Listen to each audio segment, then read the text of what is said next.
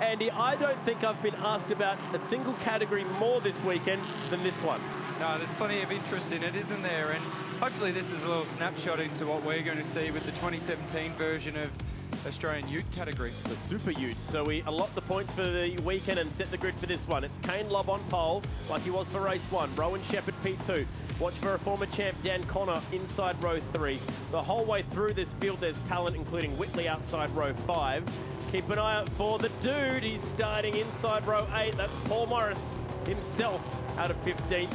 And a huge field of the Ssangyong Actyon Ute.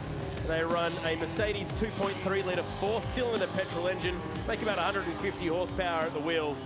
And they have a Link ECU engine management system that keep the teams very evenly matched.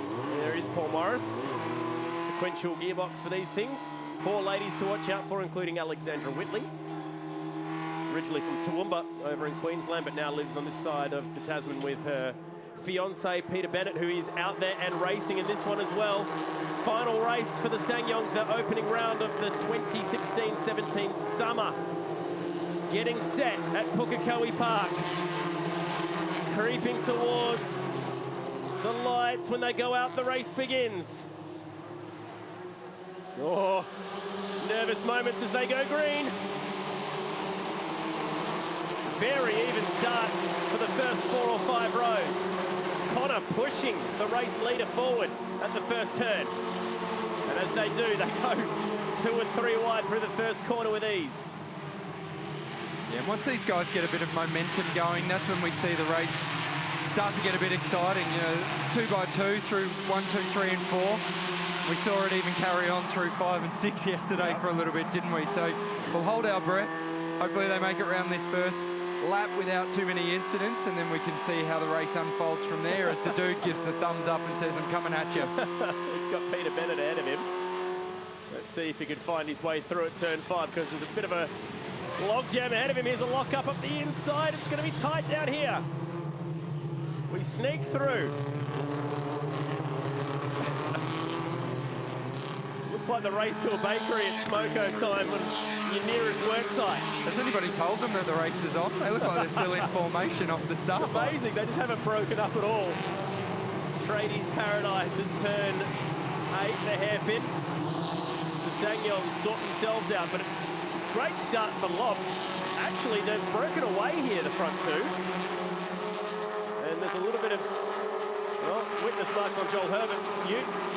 Broken left front for him there.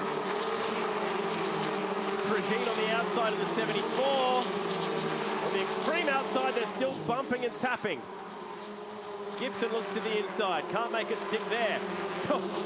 Hops in behind Kieran Rollinson and gives him a push down the front straight. Saw a huge off here yesterday for Alexandra Whitley, but so far so good. Bit of old school bump drafting going on there. Just chose a car and decided to give him a bit of a hand. Oh, you give me one, I give you one back. That's what happens there. With the 55 of Christina All-West. Todd Progine on the outside. Alexandra Whitley, well, there was contact between her and the lady ahead of her here yesterday, which is what sent her off. Chance for her to get her own back here, tucked in behind the tailgate. All-West there just deciding that it's okay, I'm in a Sangyong. Bang. I'm getting squeezed for room, I'll just run the dirt. No worries. Lost no time from it. These things are very handy off-road. As Whitley says, come on, I'll give you a hand here, little tap. So in the domestic battle between herself and Bennett, she looks like she's getting keys to the rental car to drive home tonight. I like that. She's given the fiance a fair margin this weekend. Whitley still behind All-West. Christina All-West got served hard through that corner last year. Oh, here's a moment.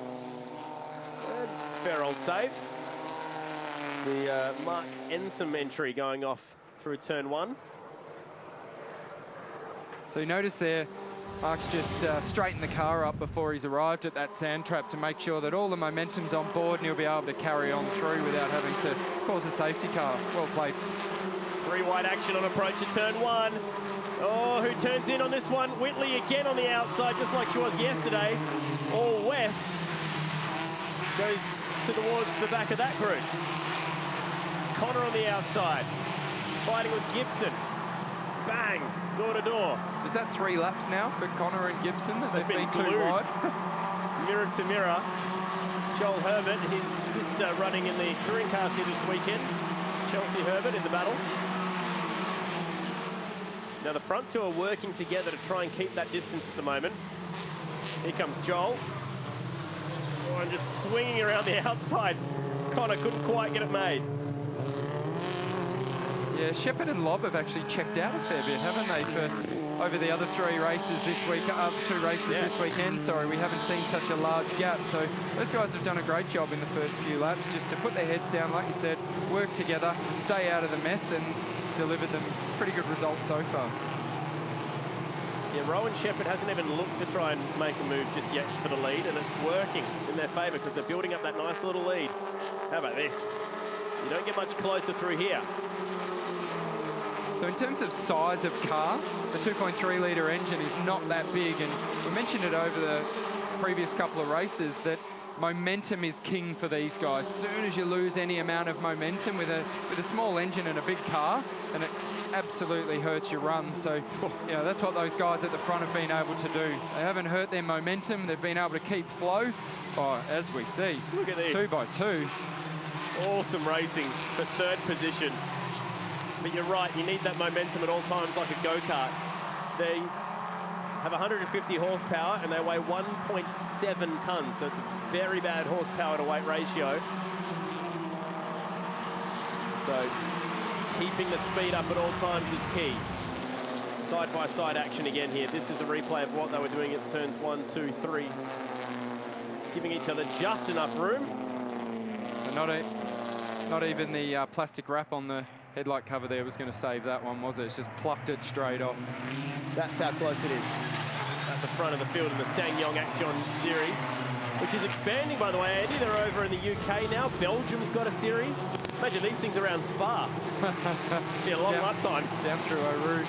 That'd be exciting, wouldn't it? Flat to the boards. Well, the leaders are getting away here as this battle goes on. Gibson the advantage at the moment. Connor and Rollinson, who's the man on the move in the 7. Was in for the win yesterday until he got turned around at the hairpin. Todd Progine ended up getting a penalty for that one at the end of the day. We thought someone would cop it. We've seen a lot of side-by-side and 2 wide going on, but in relative terms for this category, it's been quite gentlemanly and ladylike, I should say, as well. There's a couple of those out there. They're, yeah, today I think everybody's got their eyes on and they're just looking for the prize at the end of the weekend. Hard on the brakes down at turn 4. GJ Gardner-Holmes. This is where the battle is, though, isn't it? P3 is where they're all fighting for. There's like 7 cars there that are all trying to end up in that final podium position at the end of the weekend. It's Herbert on the inside now. This could just be a replay of every single lap so far. Down here, all sliding around under their Hankook tyres. Very sideways through turn 5 that time. Rollinson on the inside of Herbert just feeds him wide. Herbert stays on the loud pedal. Progine in the mix. Todd didn't finish the last race here last year. Looked like Rollinson was going to run him out the edge of the road as Herbert just made his own mistake. Looked like he cleared the pack.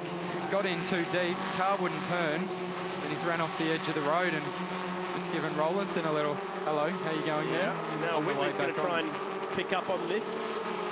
She's in the Waikato colours for the Super Rugby fans. Nice side draft. Rollinson gets back around the outside. That mirror's turned in. Won't be looking out the right-hand side very much now. Whitley just couldn't commit to the throttle there because she was on the inside and that just... I thought they made contact back there. We saw it on the onboard. It was wild and loose, and that was the result. Rollinson off. Spun out for the 2nd time in consecutive races. So Whitley was up the inside. Herbert wanted a piece of the action too. Oh yeah, 3 into 1 just doesn't work. No, that was Herbert, unfortunately. A little bit too cheeky there. Oh.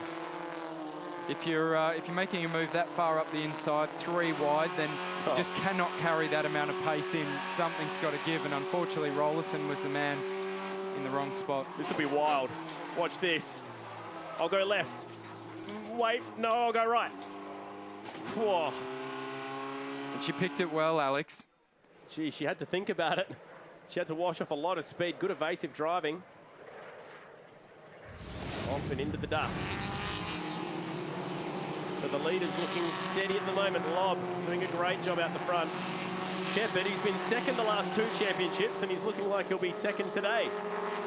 He's the Russell Ingall of the Ssangyong Ute series, isn't he? Seems to be the perennial bridesmaid, but somebody's got to be in that position. And look, P2 in any category is never a bad thing, is it? Absolutely. Connor and Gibson still warring over third. Connor goes the outside now. The reigning champ in this category, Jaden Dodge, has moved off to race a different ute this year, the NZ V8 utes that are racing here this weekend as well. Gibson just backs it on in down there in the 88, fighting the 2014 series champion. Getting towards the back end of the third race here. Rear tyres on these cars will be getting a bit second-hand, and although they don't have, as I mentioned, plenty of power under the bonnet there, what they do have is, you know, a lot of weight, so they'll be pushing that left rear particularly. I'd say the teams would be swapping those around as the races have gone on from the right rear to the left rear to try and just ease the pain on it a little bit. But, you know, at the end of this race, there's not a lot they can do about it except just work that steering wheel and channel their inner speedway driver. Will work at its best. There's plenty of that going on as the fight for third continues.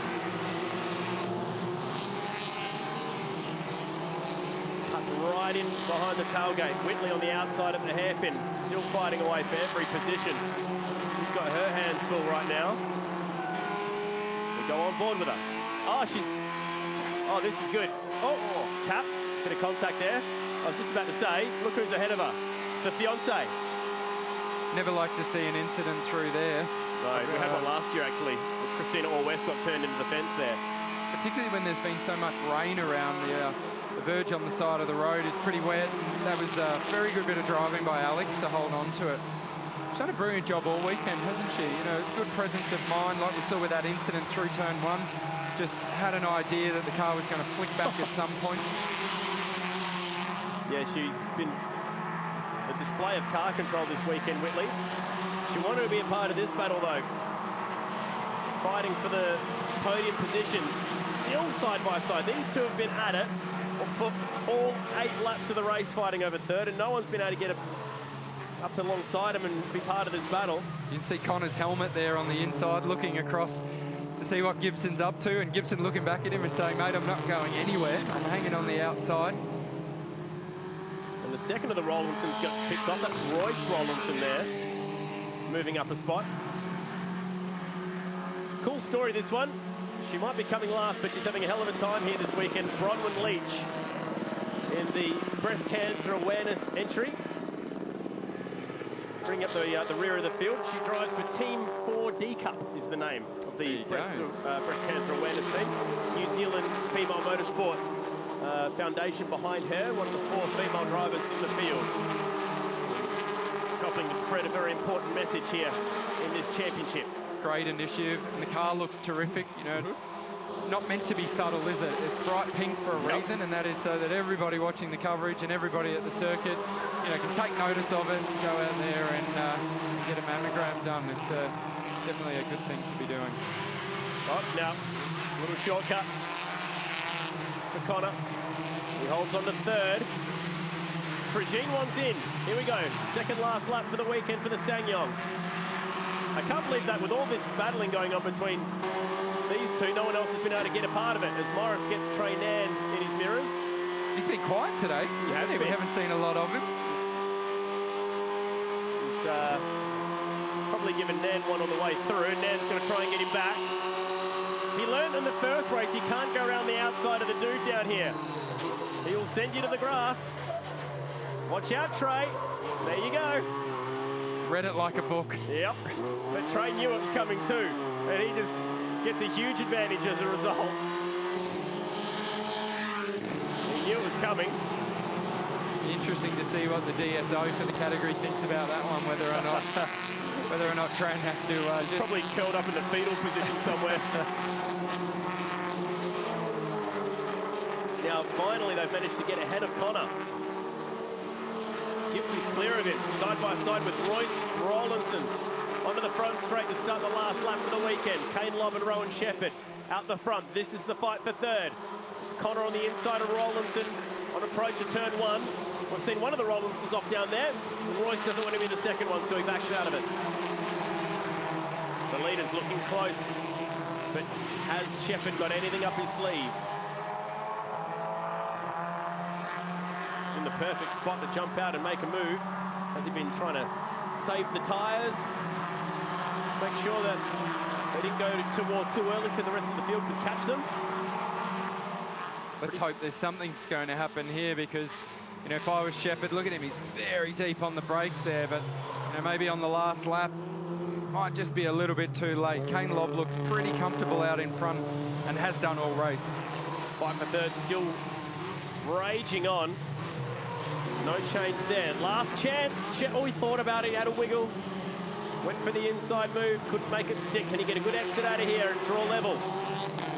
Kane Lobb, a little bit of defensive driving going on there, which didn't help Shepherd either, but as we see the action going on in the background, Gibson is doing a stellar job here. Talk about pressure. They've all got a couple of war wounds, and this is the run to the checkered flag. He was deserving of a win in race one. Shepherd's got a run on him though. He draws level. Don't tell me he's going to steal it at the stripe. I think he's got it. Side by side all the way to the finish. Give it to Lobb. Just. And this is also one in the background. Side by side for third. And it's Connor who gets back to the front of that battle. 45 thousandths of a second. Kane Lobb gets the win, which he deserved very much. After getting pole position and losing one on the last lap in race one. Imagine if he lost that one too. Great job by Kane Lobb and Shepherd, but Connor to come from P6 at the start of the last lap and end up in P3. That's a good bit of driving. Aggressive stuff. Kane Lobb, that is the margin of victory. Boy, oh boy, we said they're evenly matched. That's proof. It's the reigning champion third. Alexandra Whitley, she's been fighting all weekend. She got ahead of her fiance right at the death as well, so that's important. The dude just outside the 10, Christina Orr, she got pushed and shoved back to 13th. Good racing by the Ssangyong.